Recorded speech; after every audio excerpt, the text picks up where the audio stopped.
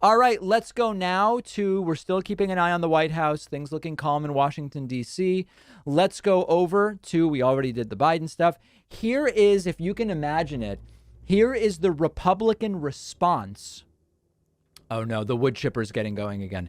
Here is the Republican response to Joe Biden's speech today. They're wood chipping again. Let's listen. Expose the truth, to ask key questions about what happened on January 6th, who animated the violence, the extent to which the federal government may have been involved. We know this. January 6th last year wasn't an insurrection. No one has been charged with insurrection. No one has been charged with treason. But it very well may have been a Fedsurrection. We are very concerned that we have sent letter after letter to Attorney General Garland and you guys don't write. That's not believable, Matt. That's not believable. FBI Director Wray to simply get to the bottom of unexplained circumstances where people are on the FBI most wanted list from January 6th, and then they fall off of that list. FBI Director Wray was asked under oath before the Congress about the federal assets and agents that were on the ground on January 6th, and he wouldn't provide clear answers. Attorney General Garland was asked in the Judiciary Committee by my colleague Thomas Massie about Ray Epps. He could have cleared up that circumstance and resolved these questions. Imagine this being the response to what Biden said. But he declined to do so. It seems that senior officials in our Justice Department have no problem giving long speeches to try to politically target and smear those they disagree with, but they don't answer the questions that can get to the truth of what really happened on January 6th. I want to credit the reporting at Revolver News for having aggregated a number of... Now that's funny. That's really funny. The videos that I'm going to go through now that I think continue... Remember, Revolver News is... Do you guys remember that completely unhinged day where Tucker Carlson said that the FBI did the Trump riots? He quoted a Revolver News article which doesn't cite anything about the FBI involvement. These very deep concerns that Congresswoman Greene and I have, and I would ask you to play the first clip. They have clips. We need to go into the Capitol. Into the Capitol.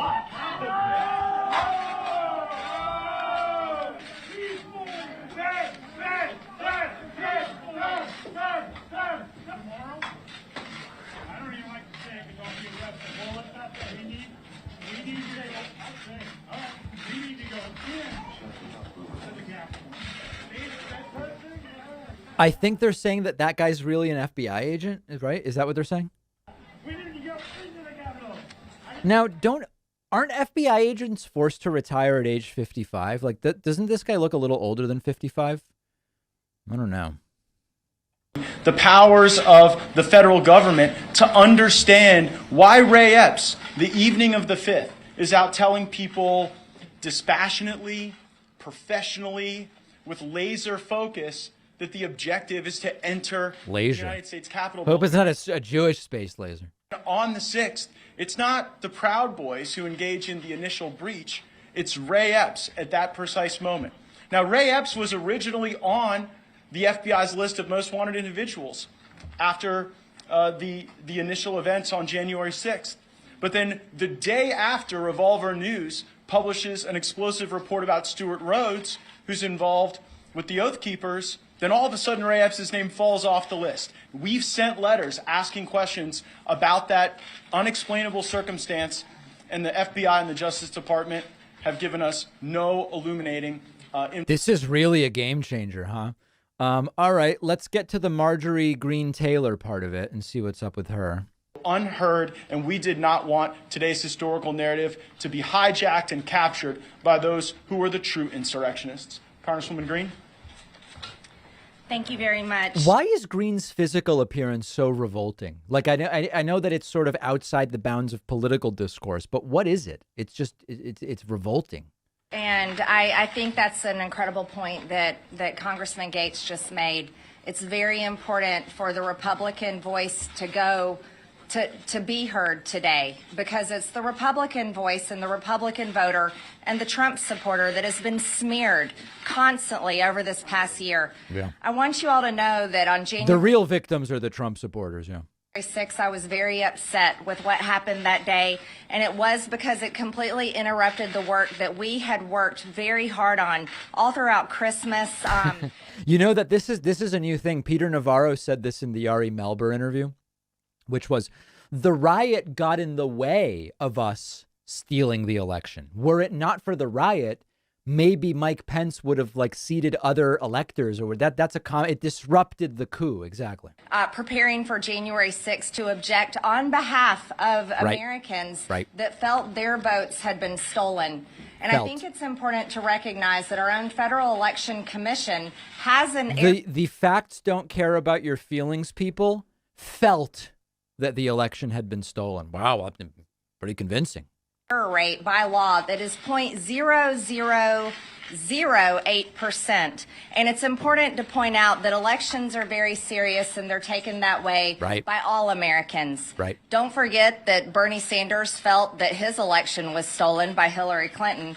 Don't forget that. That's extraordinarily deceptive, because what Bernie has said about Hillary is not that the election was fraudulent in this way, right? I mean, Bernie, correct me if I'm wrong, guys.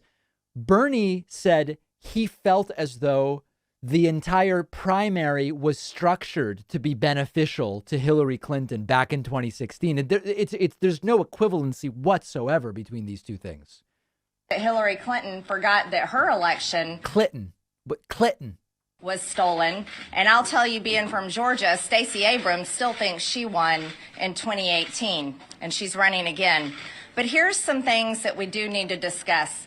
Yeah. You know, I'm one of those people, and I'm not shy to tell you, I don't trust our government. And that's another reason why I ran for Congress, is because I felt like it's our government that is screwing everything up for the American people. But after what we've seen on January 6th and the videos that Congressman Gaetz just walked through, I can tell you right now, I don't trust our government even more. Wow. When I went through the D.C. jail, I'll tell you who I did not see. I did not see Ray Epps. I didn't see him in there wasting away for months on end. Remember, guys, the charged Trumpists are the victims here. That's their position. And when we see what's going on in Florida right now, this is all in support of the rioters. Okay. Denied his due process rights, being denied the ability to see his family, to get medical treatment, to get a haircut and shave. I didn't see him in there. You know who else I didn't see? I didn't see a man named John Sullivan, a man that has participated in Antifa, BLM riots and the whole entire movement, but then all of a sudden decided to be a Trump supporter on January 6th. Right. The same guy that was in the Capitol and filmed Ashley Babbitt's murder and then sold his videos to media outlets. Oof, that's a lot. That's heavy. Not in the D.C. jail under Deputy Warden Kathleen Landerkin. So I think we have a lot of questions to ask, and the people that should be answering the questions is our FBI. And imagine like taking this seriously as a reporter, and you show up, you're like, okay, I'm gonna seriously listen to what she says, and we're gonna follow up on these things. How do you even fact check the things that she's saying? They're completely off the wall, unhinged. Department of Justice. I want to point some things out to you all. Yeah. With the U.S. Capitol riot, there is over 725 arrests that I know of. Yes. And only one case has been dropped. For BLM Antifa riots, there were over 16,240 arrests, and over 90% of those cases have been dropped. So you have to understand, like, the reason it's so hard to fact check this stuff on the go is, okay, she says 16,000 people were arrested and a ton of the cases were dropped, and nobody's been dropped with this stuff. What you have to understand is there were thousands of people on January 6th in D.C., and most of them were never even charged. Now, with the BLM Antifa George Floyd stuff, there's no doubt that there were a bunch of different arrests for different things, but a lot of those were like mass arrests of a bunch of people at the time for being in a place they weren't supposed to be. It's like the way Jane Fonda gets arrested. I'm not denying there was destruction of property. There was. Those people are being handled in a different way. But what happened at a lot of those protests is a bunch of people were given one of these situations where like it's some kind of minor trespass or whatever, and then you're let go. It's not even necessarily that charges are dropped. Often they're like never even filed, and she's wrapping that up. Here, people who were identified as having committed specific crimes, not just being in the area and maybe staying and crossing a police line, people who were in there, people who were doing stuff, it's a completely different situation. So the first question is, are her numbers even right in any way? And then it's, what are we really comparing here anyway? What's the difference there, everyone? Well, I just explained it to you. I'll tell you. For the BLM, Antifa riots and violence, the victims were the American people and communities and cities all across our country. Oh, this is pathetic. But on January 6th, you know who the victim was?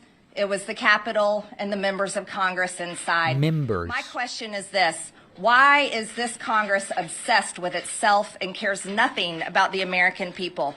This is a two-tiered justice system that should never exist in our country. It is a two-tier justice system. It's just not the two tiers she thinks. Country, and I'm fed up with it, and so are Americans all over the country.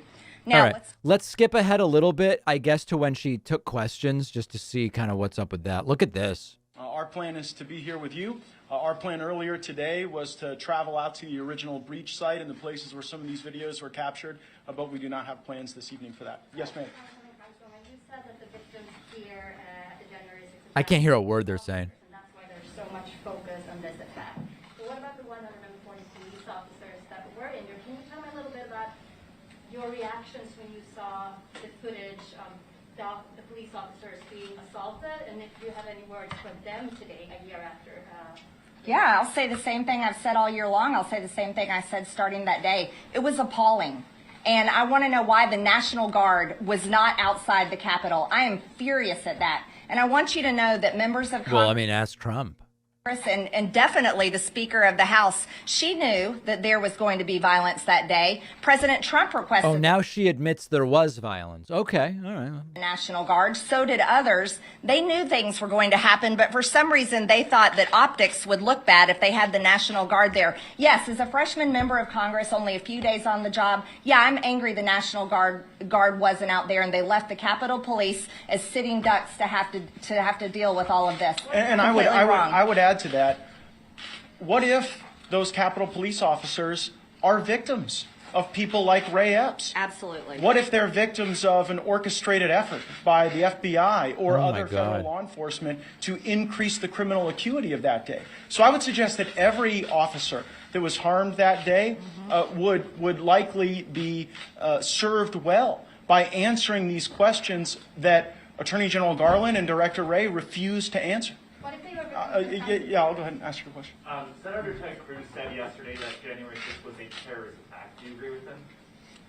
Absolutely not. I think Senator Cruz is smart enough to know, since he's an attorney, that no one's been charged with terrorism, just like no one has been charged with insurrection. I think that was very irresponsible of him to call them terrorists, and I completely disagree. And the establishment will never love you, Ted. You know, you can bend over at bended knee for them. Oh my God! They're just not going to love you. I think that was maybe an effort by the good senator, who we agree with on many things, to recast himself in the eyes of some of the folks in your profession. But dear God, we didn't find it particularly factual or sincere. John. Yes. What I heard Senator Cruz say was that he said the Democratic Party wants all Republicans to be seen as terrorists. That's what I heard when I spoke to him.